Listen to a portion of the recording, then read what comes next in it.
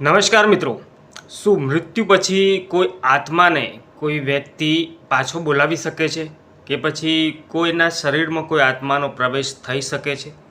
તો આની પાછળનું સચ્ચાઈ શું છે એ આજે હું તમને આ વિડીયોમાં બતાવવાનો છું દોસ્તો. હું થોડાક વૈજ્ઞાનિક દૃષ્ટિકોણથી વિચારું છું. દાખલા તરીકે આપણે એવું વિચારીએ દોસ્તો કે આપણો મોબાઈલમાં કોઈ ડેટા છે જેને આપણે ડિલીટ કરી દીધો છે અને ડિલીટ કરી દીધા પછી અમુક સમય માટે એ ડેટા ડિલીટ નથી થતો.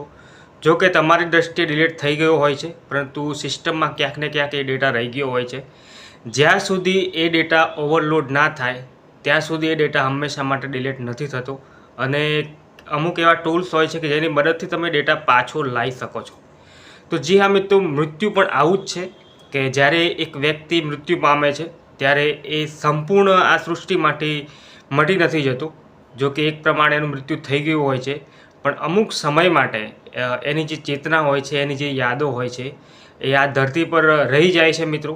અને અમુક વ્યક્તિઓ કે જેમને પોતાના મસ્તિષ્કને એ રીતના વિકસિત કર્યું હોય અને એ લોકો આત્માની યાદો પાછી મેળવી શકે છે અને અમુક સમય માટે એ ચેતનાને પણ પાછી બોલાવી શકે છે.